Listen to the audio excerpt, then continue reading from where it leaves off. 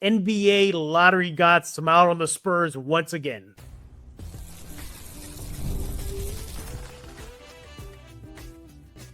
You are Locked On Spurs, your daily San Antonio Spurs podcast, part of the Locked On Podcast Network. Your team every day.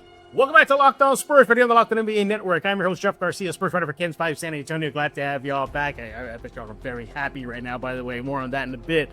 But as always, we thank y'all for making Locked On Spurs your first listen every single day. Free and available wherever we get podcasts, iTunes, Spotify, KENS 5 Plus app, YouTube. You know where to go. Go subscribe right now. You want to do that ASAP. Today's episode is brought to you by FanDuel. Right now, new customers can get $200 in bonus bets when your first $5 bet wins. Make sure to do that right now. Gee, I wonder what we're going to be talking about right now on this episode of Locked On Spurs. Yeah, the basketball lottery guys, the NBA guys, whatever it is, Lady Luck, they smiled on the Spurs once again. Projected to get 8-14. Yeah, how about 2-14? Yes, Spurs leapt all the way up to the second pick in the 2025 NBA draft. Those ping pong balls were kind to San Antonio. They will be picking number 2 in just a few short months. We're going to be discussing our reaction to that. What should the Spurs do now moving forward? Should they trade the pick? Yeah. What about trading number 2? That's on the table. And what about 14? Is that kind of like, whatever now? Or could that be useful in the Spurs rebuild? Let's just say that rebuild, I bet that tunnel's looking a lot brighter now, right? A lot brighter. We'll see what our panel, yes, I said panel, have to say on Locked On Spurs. We're going to be joined by a pair of familiar faces here on Locked On Spurs. Casey Vieira, my good friend, also another good friend of mine, Matt Guzman with Spurs on Sports Illustrated. You know what? Let's just jump right to it, right? Let's bring the guys on. Let's go to bring in Casey Vieira. Where's Mr. Casey? Follow him on X at Casey_Vieira, who was probably jumping up and down in his apartment, home, I should say, with the Spurs landed at number 2. Casey, welcome back, and thanks again for joining us. That was something, man. And in case you were wondering, I was in the backyard with my wife and son watching on my phone because he was too busy throwing his plastic golf clubs around, so I didn't get to watch it on my couch. I had to watch it on my phone on YouTube TV, and sentiment remains the same though. Wow. Wow. Yeah. I think I tweeted right when it went to the last 4. I was like, it's going to happen again, isn't it? Well, it didn't happen. It's still, you'll take number 2. So exciting. Yeah. Oh no, not number 2 in this draft, right, Casey? No, not that, but yeah, the Spurs are definitely going to get themselves a solid player at number 2. We'll kind of throw some names out there in a while. Once again, make sure to follow him on X at Casey_Vieira. Do that right now. So we're in our other panelist, Matt Guzman with Spurs on Sports Illustrated. Make sure to follow him on X at MattGZMAN. Make sure to do that. Rocket, as always, his Mizzou hat. Although that may change now, Matt, to a Spurs getting number 2 pick. Is that what you're going to have your new cap say now? Yeah, I already have it, in the works. It's printing. It's delivering soon. So I called my shot. Matt, what a night, huh? I mean, just when you can't think luck can be on the Spurs side anymore, then that happened. Your reaction? Yeah, no, I have to be honest. I sat down thinking they were going to get, maybe 5 or 6, maybe even 4 if they're lucky. And then they go up to the top 4, and I'm like, okay, well, it's going to be 4. And then okay, it's going to be 3. And then they had me thinking for a second that it might happen again. But no, like Casey was saying, number 2 in this draft is no ordinary consolation prize. I think there's a lot of solid players to choose from to do your work on and kind of study. So I'm curious to see what they end up doing, but definitely a great day for Spurs fans. I saw a lot of them very excited. Yeah. This is like one of those moments like, where were you when? Like when Wemby, remember that it was, where were you when Wemby? Everybody was at the Rue Pub, apparently, and in that viral moment, Casey will always remember he was cutting grass when it happened. Oh no, I was at I was at the Rue when Wemby happened. No, I'm talking about for the Castle. I mean, sorry, for number 2 pick in this upcoming draft. Oh yeah, I mean, I was in my backyard. I was in my backyard for that. Yeah. But I was, shout out to the Rue Pub, man. That was a fun night. Yeah, it was. Yeah. I was away doing some personal stuff I had going, so I didn't really get to watch the lottery happen. But when I had a moment to check my phone during something I had to take care of, several just blowing up. People, what just happened? Oh my, OMG, missed calls. Rudy Capo's called, Mikey Jimenez called, I'm getting texts left and right. Like, can you believe it? I'm like, whoa. And I look and I go to the website. I was like, oh my God, they got number 2. So, yeah, what a night for the Spurs. But, now we got to look at the bigger picture. So we're kind of like, now what? What are we going to do with this now? By the way, everybody, they did get number 14. We'll talk about that in a while. But let me start with you, Casey, here. Number 2, that's a nice asset the Spurs have to play with now. They can draft a guy like Dylan Harper, who seems to be the consensus pick at number 2, or they can deal that pick away and maybe bring in a Giannis with that, entice Milwaukee with that if they want to go that route. Casey, when you ask the question, now what? How do you answer that? Now what? And I answer that by saying, I don't know, but yeah, it's all good things, all good things to come with it. And one of the perks of what the hand that they've been dealt, and you saw them kind of allude to it a few years ago, or I should say this time last year when they drafted Castle and everyone got on them for the Rob Dillingham trade, and just continuing to accrue those picks. And while this one was their own, part of the reason they continue to accrue them and get all that is just get continued cracks at it to see where the ball bounces literally and figuratively. And this time it of course worked out for them. It continues to be an immense amount of luck. But I think another thing too, what we've seen with this roster construction is just the element of versatility. And as a result of what they have, it opens up a lot of different avenues and windows of opportunity to improve this team in different ways, just because the positional versatility and diversity that they have on the team. And the good thing with them is with the way this draft is laid out is that there's a lot of players who kind of fit into that conversation, whether it be Harper, whether it be Ace Bailey, Trey Johnson. It seems like you just put the guy on the floor and he's going to shoot and works out. It works out more often than not. But yeah, and then of course the conversation of whether these guys are even involved and if they keep it. Needless to say, at the end of the day, all good things for the Spurs for sure.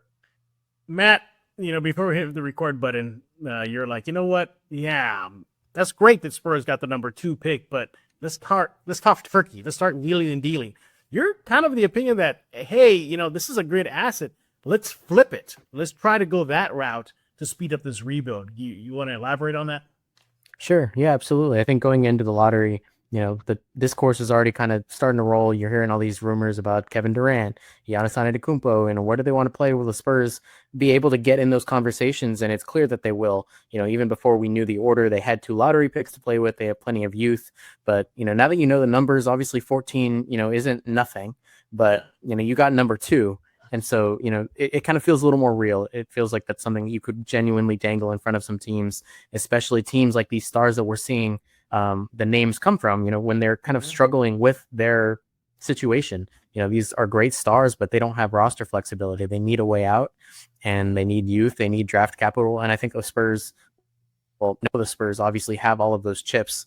So, I think it's definitely very well within the realm of reality, or possibility, I should say, for them to kind of take a look at that and see what kind of packages they could put together, who they're willing to part with, who they want to keep around. But that having that number 2 pick overall is, you're giving a team a chance at its pick of the litter, behind Cooper Fleck. And, there's a guy like Dylan Harper who I think a lot of teams would definitely like to have on their roster. So definitely something to consider. Casey, is this a situation for the Spurs where now with this number 2 and 14 pick that they can match any price point for any team looking to deal a superstar like Giannis, like KD? I mean, this is something. This is real now. They could be, hey, I'm making this up, everybody. Milwaukee, you're hearing something. If Giannis not happy there, how does a number 2 pick sound to you? And maybe a couple of other players that we got on the roster right now that are pretty good that we can flip. I think that makes San Antonio a prime team that other teams may want to deal with. Your thoughts, Casey? Well, that's the other thing too. I mean, the Giannis is of course the big prize, but there is a lot of versatility. There's a lot of other avenues that have been open now because of that. It's a game changer. things changed entirely tonight for the trajectory of this franchise.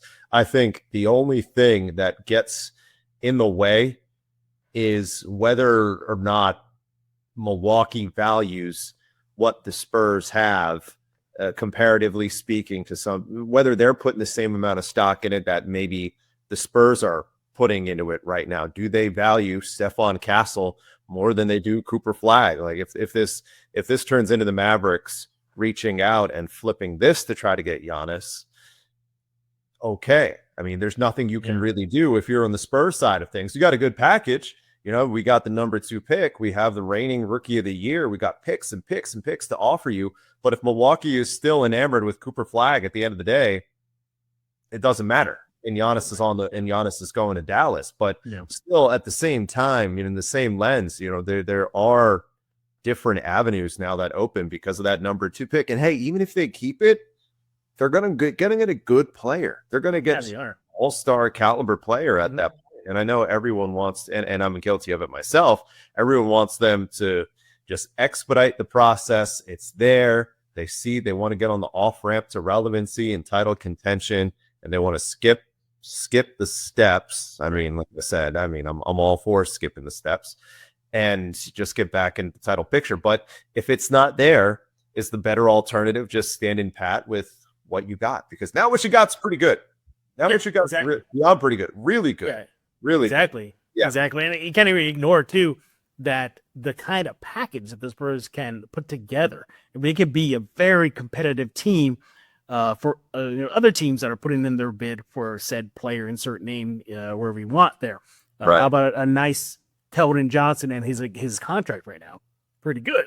They'll win a couple draft picks, whatnot. The Spurs can be definitely major players in any type of trade scenario. But we're not done talking about the Spurs getting the number 2 and 14 pick. We're going to be looking at that 14 pick later on as well. How about Dallas? Man, they want it all. Good on them. But more of that in a bit right here on Locked On Spurs, Roundtable Edition, joined by Casey Vieira and Spurs on Sports Illustrated, Matt Guzman. But first, I want to talk to you about Hungry Root. Everyone in my house always has something going on. I call this busy season. I don't have a lot of free time to go grocery shopping or cook healthy meals at home. That's why I use Hungry Root. Hungry Root is like having your own personal shopper and nutritionist wrapped into one. They take care of grocery shopping, meal planning, offering personalized recommendations based on your taste and health goals. Look, they got high quality, nutritious food. You can stick to your gut-friendly, high-protein diet without spending hours of planning. They got meals that come together in 15 minutes or less, giving you more time for workouts, family, hobbies, and maybe even watching San Antonio Spurs. I love how Hungry Root tailors your orders based on what you like and don't like, and it gets smarter every time. Take advantage of this exclusive deal. Get 40% off your first box plus a free item in every box for life. You want to go to hungryroot.com/LockedOnNBA. Use code LockedOnNBA. That's hungryroot.com/LockedOnNBA, code LockedOnNBA for 40% off and a lifetime free item. Ever check your bank account and wonder, where did all my money go? Between dining online, shopping, entertainment, it's easy to lose track. That's where Monarch Money comes in, your personal CFO, giving you full visibility and control over your finances. Money Monarch isn't just a budget app. It's a complete financial command center. You can track all your accounts, investments, and spending in one place, so you just stop managing all your money and you start building wealth. Look, you get surprising insights. When I started using Monarch, I realized just how much I was spending on food delivery. Now I budget smarter and save more. Easy collaboration, managing money with your partner smoother than ever. You can track shared or personal accounts, set goals, stay on the same page without the stress, all in one convenience. Instead of juggling multiple apps, you use Monarch to check your finances, track spending, even plan long-term goals. Right now, you want to take control of your finances with Money Monarch. Use code LOCKEDONNBA at monarchmoney.com for 50% off your first year.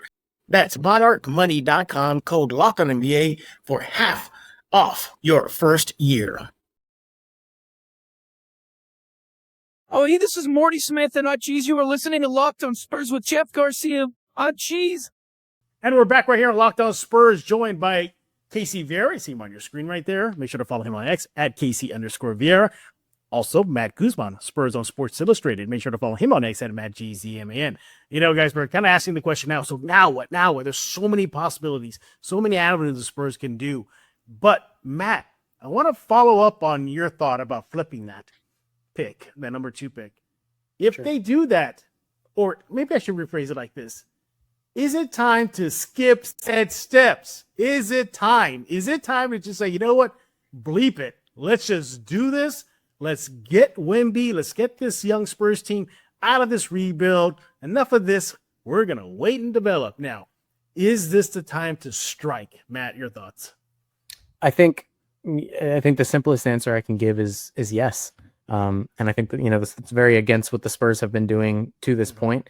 Obviously, it was almost a little bit of a skipping steps when they went and got De'Aaron Fox. Yep. They're not known to make those big time player acquisitions, especially mid-season. But, when you do that, you accelerate that a little bit. You're expecting Victor Wembanyama to come back healthy and in the best shape that he's been in the 3 years that he's now been in the NBA, or I guess going into his third year. But when you have a player like Giannis Antetokounmpo or Kevin Durant, it's not every offseason that you can say you have a player of that caliber that you're looking to get, or that you have a chance in making a run at. And I think, I wouldn't say skip steps, just to get another big name. But I think if you're talking about somebody like Giannis, that's somebody that you can shell out for, especially with, he's got several more years of his prime in the league. He's willing to work with other players. He's a great defensive anchor, pairing him with Victor, pairing him with De'Aaron Fox, that is a very, very exciting prospect. And I think when you have somebody like him waiting or seemingly unhappy, or, Milwaukee's situation it hasn't worked for it too well, I think it's something that you consider. And I think I would say, yes, if you have somebody like that and you can go get him, I don't see any harm in going to get him. Yeah, steps be damned. I say, yeah, you go for it, man, because we're going on like a 6-7 year drought and not playing, no playoffs. There's no fiesta time in playoffs anymore. It's been a while. It's been a minute, Casey. You want to hear a fun fact? And maybe I shouldn't say it. Maybe you know what? No, say it. We can edit it out. Don't worry about it. Yeah, that's true. You can edit it out, but now that I broke the ice here, you're gonna.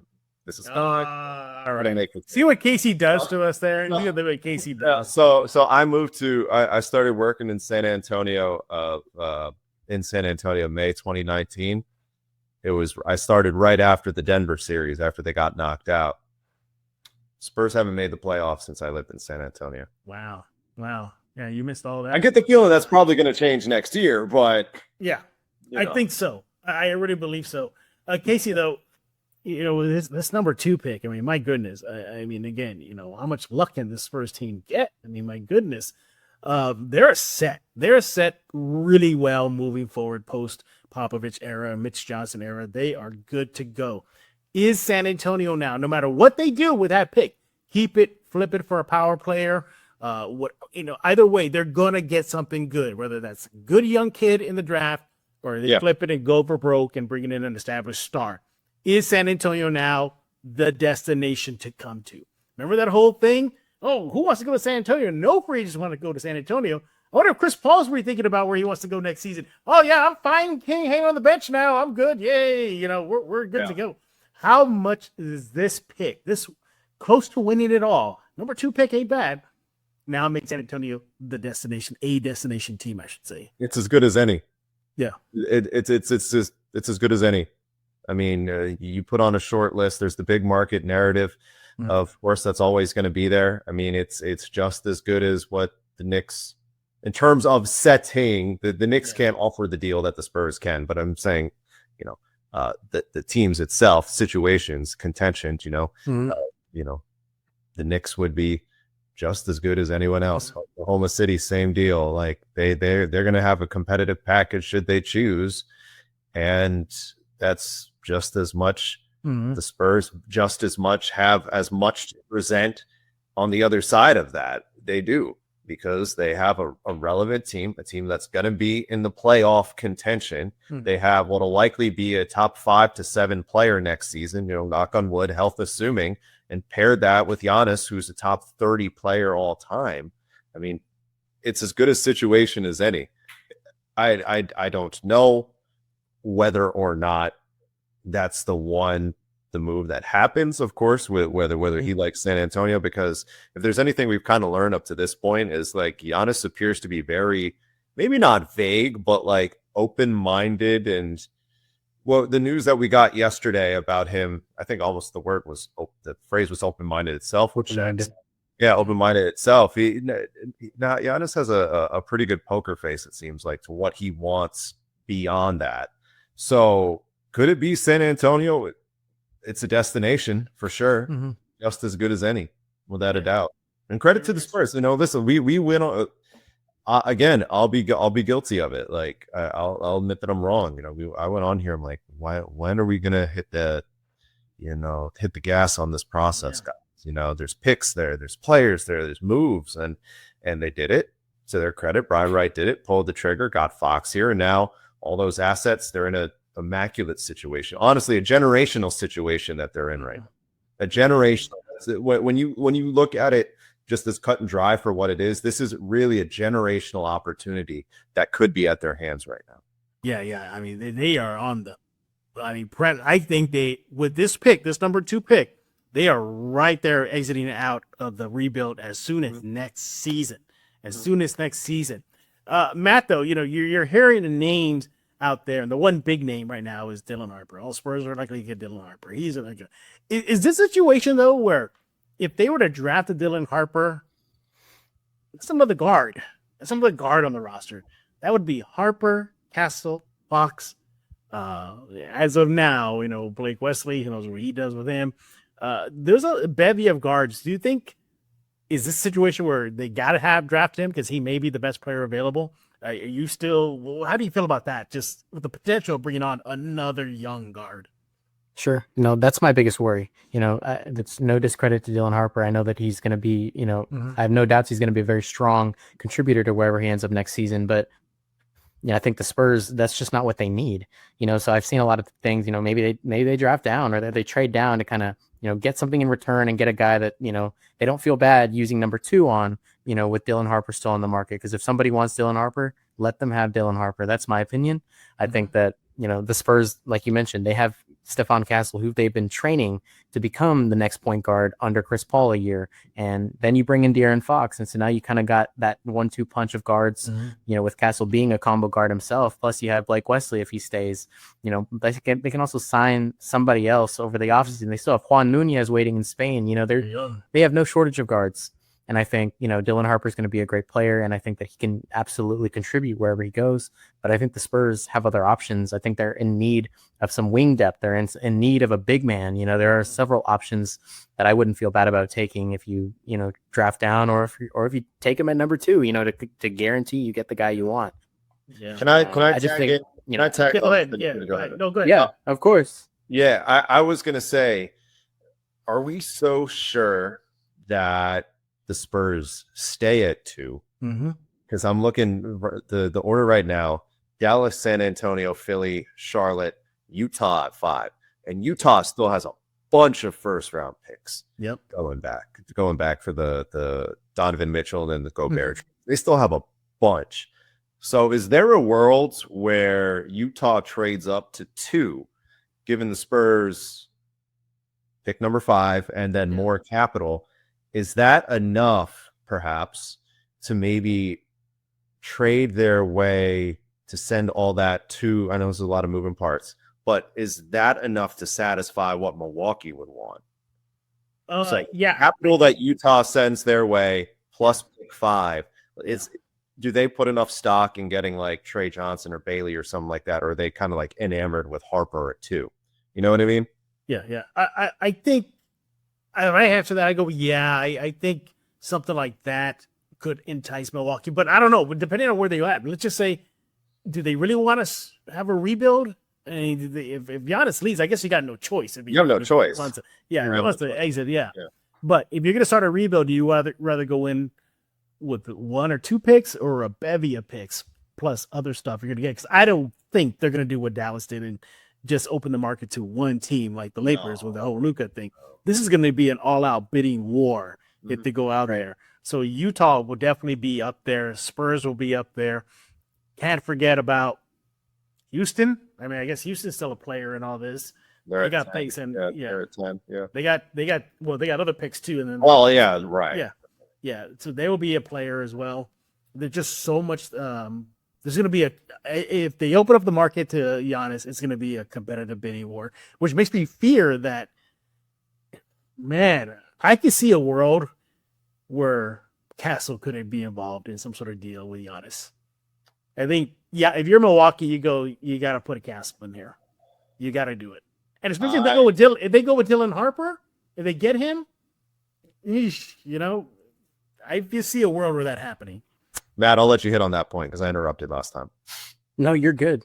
I think there's not a world where I would ever say, yeah, let's send Stephon Castle somewhere else or put him in a deal. But that is a very viable option. If Milwaukee is smart, because we're mentioning like Milwaukee doesn't have the leverage. Well, they have Giannis, but they're in a really tough situation because if Giannis wants to leave, they have to let him go somewhere and they have to get as much as they can in return.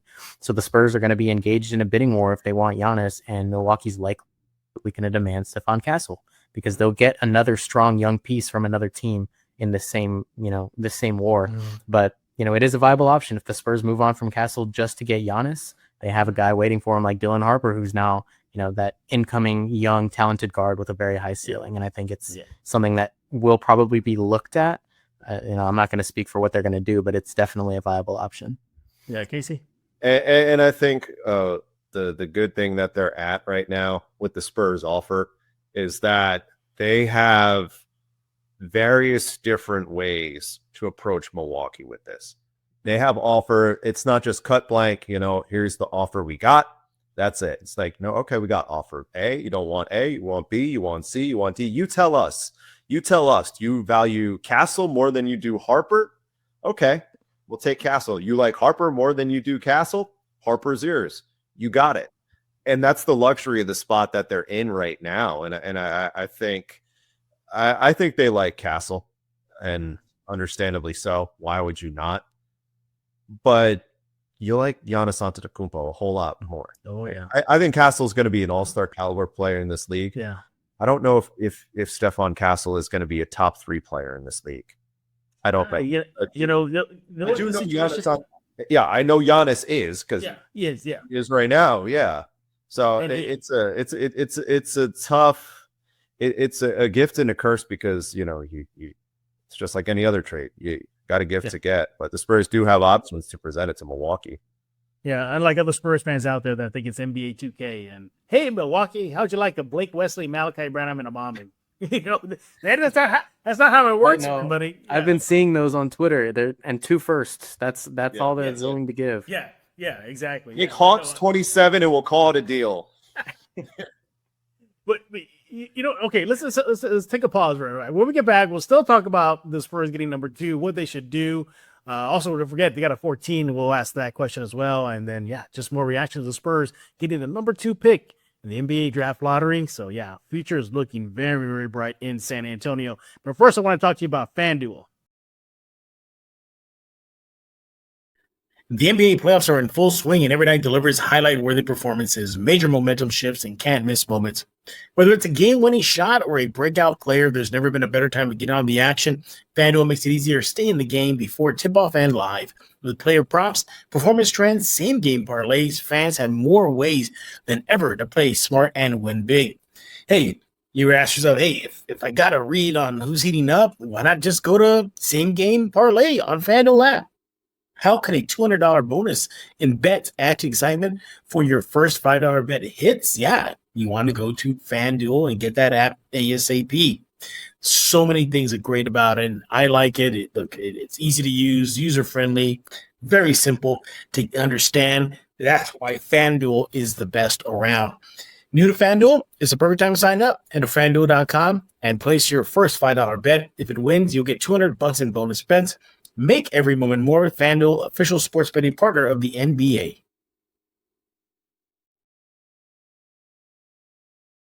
As the new leader of the Decepticons, I command you to subscribe to Locked On Spurs with Jeff Garcia. And we're back right here on Locked On Spurs Roundtable Edition, joined by Casey Vieira. Follow him on X at Casey_Vieira. Matt Guzman with Spurs on Sports Illustrated. He is on X as well at MattGZMAN. Make sure you give them a follow right now. We're talking about the Spurs, number 2 pick, 14 overall. By the way, shout out Dallas. I mean, talk about a team, a franchise after the whole Luka debacle. I mean, I thought they were going to storm the arena out there in Dallas. They were. Brick to brick. Holy smokes. But, man, and here's the thing, Matt. They had, like, a 1.6 chance to win it all, and they won it all? That's incredible. Something to that effect. I mean, we're not even in the running, they're not. I mean, my goodness. I mean, Dallas, they won it. So kudos to them and Matt. Yeah. So luck was on their side, huh? It definitely was. And I think the coolest stat that I saw was the first time since 2008 when the Bulls got Derrick Rose that they, the number 11 jumped all the way up to number 1. So it makes you wonder. Makes you wonder a little bit. It makes you wonder. Yeah, but we're not going to go down that rabbit hole on this episode of Locked On Spurs. But nevertheless, yeah. So I guess that fan base definitely needed some sort of injection of life after the whole Doncic trade. But we'll see what they do with that number 1 pick. Yeah, we guess we know who they'll pick. There's no question who they will pick. But Casey, we were forgetting the Spurs got a number 14 pick. It's sitting there on the table too. That's some value there. Is that a pick that you think the Spurs will probably play with more? It looks like that's a value pick there. They can beef up packages, maybe trade up, trade down with it. How do you see the Spurs playing with 14? Pretty much that. Okay. Just a little extra something to throw in there if you can, just to try to give you one more slight advantage, because it's not. I don't want to say it's a lottery pick. It is a lottery pick, but it's not the value pick of a lot of the other things that you see that you're going to be seeing in this draft through the first 7 to 10. But you and I talk about it all the time. What was that? After you get outside those first few of the lottery, it's a crapshoot anyways. So I would not be surprised if this ends up as another one of the Gillingham picks. To refer back to it, I could see Brian Wright pointing to 2040, however far back. I don't. What was the Dillingham pick? That was 2031. Yeah, 2031. Yeah, 2031. Yeah. So I could see a situation where it ends up something like that, just a slight enticing, but I don't think it's going to be a deal breaker one way or another for a lot of these guys. And I mean, hey, but listen, say they do use it though, because there are spots on this roster that are going to be filled in some capacity, because there's bodies that are going to be on the move. So who knows? We'll see. But I don't see it being a big time value asset. Maybe they explore it, but gut says that they're not going to be keeping it. No, yeah, I'm right there with you. I think they will do another Rob Dillingham deal, with number 14 moving forward. We'll definitely see what they do. Matt, a number 2 pick, whoever they draft, whether it's Harper, Edgecombe, whoever, that's a guy that's A, not going to be in the Austin Spurs, that's for sure. B, likely to be an immediate contributor, but dare we say impact player? Where do you land on that spectrum? Do you think if they keep number 2 and use it and pick the player, are we going to be looking at an impact player or just a nice contributor?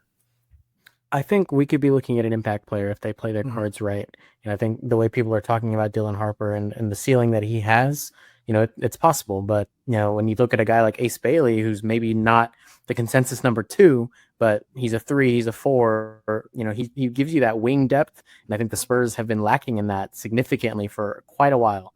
And so, especially if they go for somebody who really fills the gap that they have on their roster, there's no reason that he can't log really significant minutes. And, maybe even if he starts, off the bench and he just gets a little bit of time, if he performs well and he turns out to be the player that they hope he can be, he gets those minutes and he turns into an impact player. I think that's definitely not out of the realm of possibility. Yeah, I'm right there with you. Casey, this is a team that's just going to get richer now with another young player. Man, but as we talked about with Matt right now, whoever they draft, if it's just pretend they keep it and they get a Harper or a Bailey or Edgecombe, whoever, that's a guy that's going to need burn. You can't burn this. You can't let this kid sit on the bench. He has to play. This is has to play. Yeah. Good problem to have, bad problem. I just see man, that's going to cause Mitch Johnson, assistant coaching staff, some good headaches. Your thoughts? Yeah, there again, right now, and it again, I should probably bite my tongue a little bit, but No, it feels like goes Casey it again. feels like there's the unless they get Giannis, the urgency to win and win big. When I say win, I mean be title contender. Sure. Is still not there. It's still not there. They have enough to be a relevant playoff team next year, but if they go to the playoffs next year and get bounced in the first round, I mean, Sure. Yeah. nine if they don't have Giannis, that is 9 people out of 10 here could be like, all right, we're cool with that. We're cool with that. We got bumped in the first round. Our first trip to the playoffs with Victor, and our core is Fox, Castle, Victor, Bailey, Harper. Yeah, where they pick. Your Yeah. pick. Yeah. And I think that there is still kind of that mindset within the organization that if they strike out on Giannis, which is very much possible, the point I was making earlier, I think they're okay with where they're at. And honestly, to be fair, I don't really blame them this go around. It's different than when they were telling us we're good with what we have, and they're running out, sorry, Trey Jones, but you're running out Trey Jones every single night as a starting point guard, not a starting point guard in this league. But when you're saying we're good with what we have, and your core is alongside Victor, De'Aaron Fox, Stephon Castle, and Dylan Harper, there's a lot more validity and credibility to that statement. I think people can be understandably more patient with that. Mm-hmm. Hey, this might not be the year. Next year might not be the year, but we're going to be good. Yeah. We're going to be good. And Giannis or not, it's like we got Giannis or not. We got some ball players on this team now. And I think that should be the prevailing sentiment for Spurs fans, that even if the Giannis sweepstakes doesn't go their way, there's a lot to work with. There absolutely is. And, I know opinions differ on this, but I really believe if they were full power last season, they probably get in that play-in and not that. Well, especially the way the play-in ended. Yeah. I mean, exactly. Yeah, I mean, those teams backed Dallas and Sacramento. They backed into the play. Absolutely. Mm-hmm. Yeah, I think they would have been like that high seed in that play-in tournament. I think they really, really would have been. And they would have been a team that some would have circled. That's a team you got to be careful with. If they stayed at full power, a full healthy Wemby, Fox, Castle, and his rise in his early in the rookie season, they would have been a problem. All right, Matt, you have maybe it's a fun task for you right now. Who is on the Matt Guzman Spurs draft board? You're Matt Guzman war room. You're looking at that whiteboard right now. Who you got for the Spurs picking number 2? I think I'm going Ace Bailey. I think I'm going Ace Bailey just because, I like I mentioned earlier, I think Dylan Harper's a fine guy. I think he's going to be great.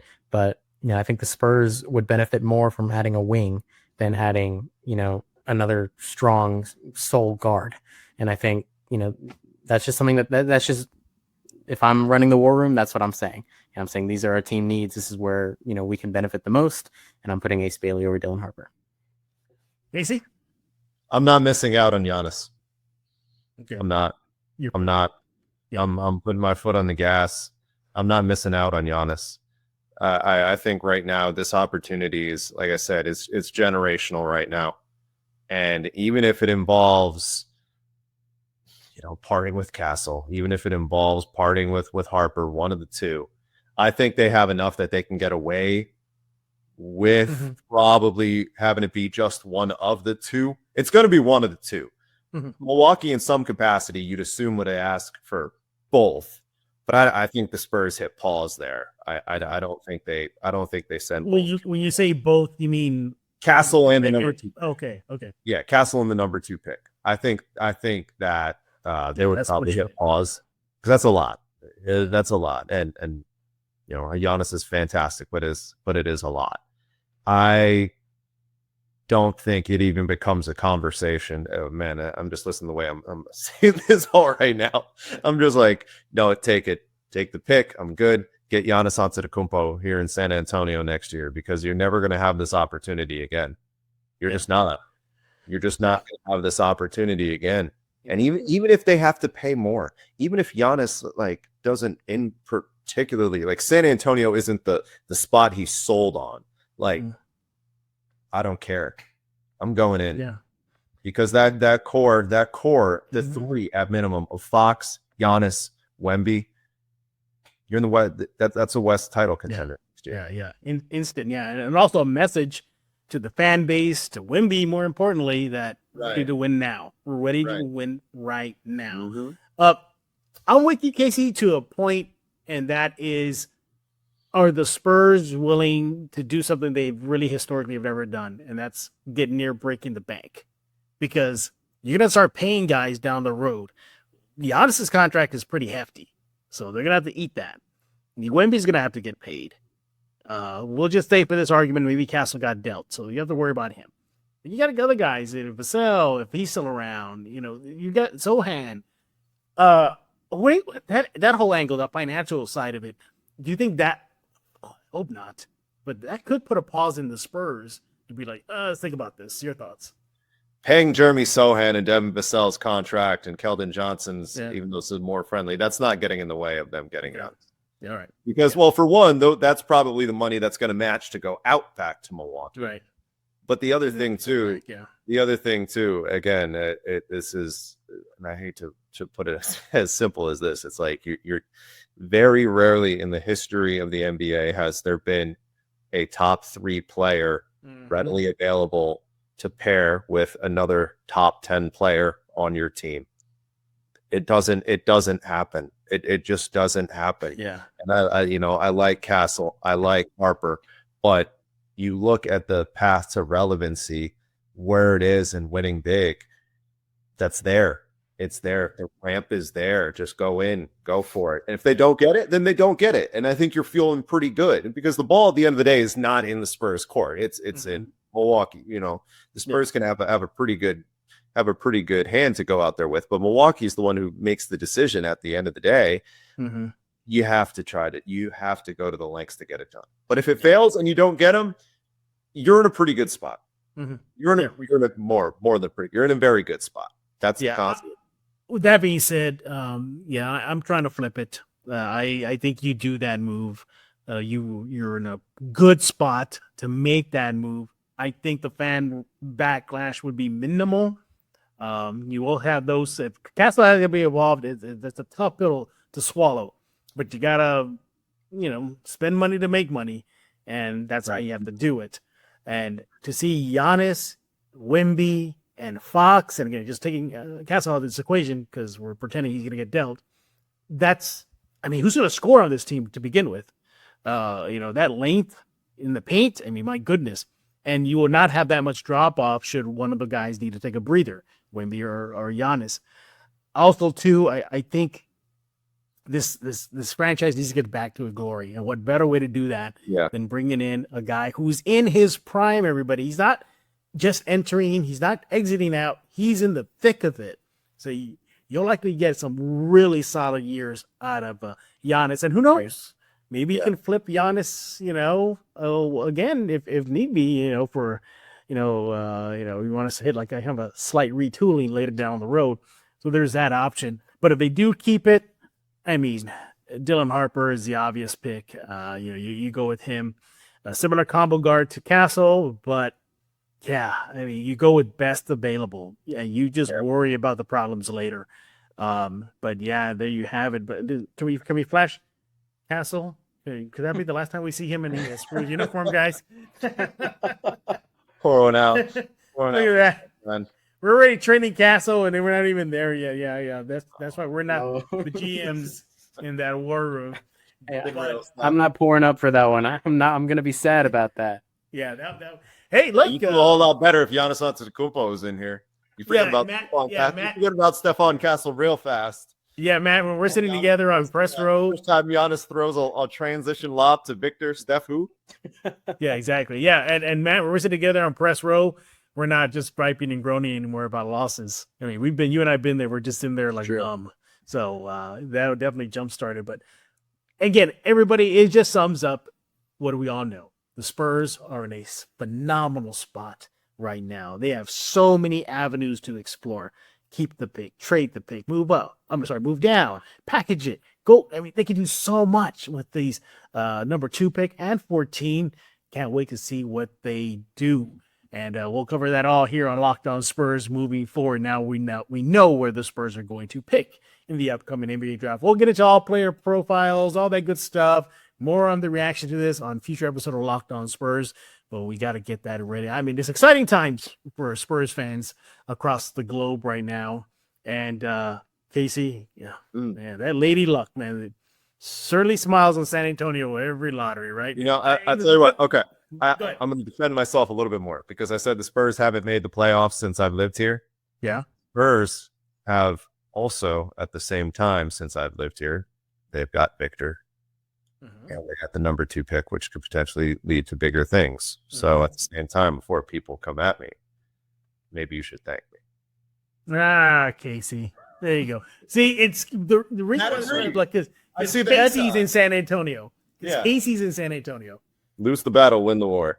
You're welcome. Matt's just trying to placate you. That's all. He's like, okay, Casey, that's nice. Yeah, of you. I had no. I'm sold. Yeah, I'll pour one out for that. Yeah, That's the one. That's what I'll do. you don't want Matt, Mandy. Matt Yeah. probably thinking like, well, don't leave, Casey. Stay in San Antonio. Stay, don't You don't go. want me anywhere near your franchise, running your franchise. You don't want me anywhere near it, man. I'm going to treat that too much like 2K.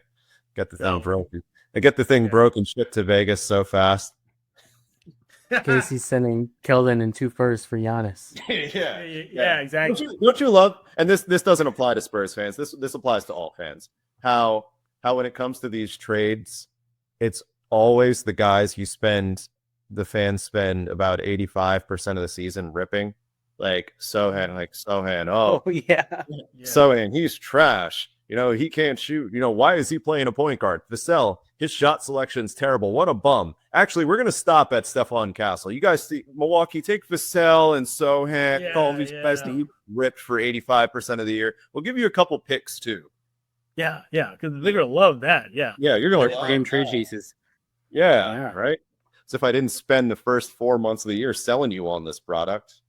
Hey, but we're done talking here. We got to hear from you. There's so much to digest. Obviously we missed a few things, but just so many things that Spurs can do with pick 2 and 14. Where were you when it happened? Hey, let us know. Also, what do you think the Spurs should do with those pair of picks? Keep them, trade them, flip them, whatever. Let us know. We got to hear from you, especially on the Locked On Spurs YouTube page. We'll read those comments in a future episode of Locked On Spurs. I'll start off with you, Matt Guzman, Spurs on Sports Illustrated. Follow him on X at Matt GZ Man. What you got cooking for us?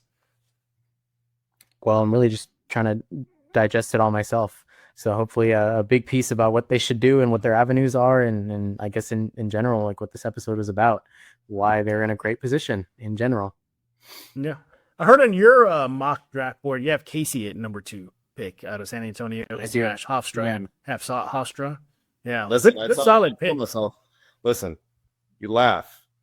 Without Hofstra University, Spurs would not have one of their championships. I know who you're going to talk about. I know exactly who you're going to. I call myself San Antonio's second greatest Hofstra import after Speedy Claxton. So There you go. But have you ever told Matt about how people confuse you with Landry Fields? not the time to be confused with Landry Fields right now. Yeah, We have Matt, nice guy. I like Landry. Matt, Casey has a photo of Landry Fields and him together, and I swear they were probably separated at birth. Minus That's crazy. no, I'm about 5'11". So Landry's probably, with the exception of about the 6 to 7 inches and the fact that he's a former professional basketball player. Except for that, yeah. Same family.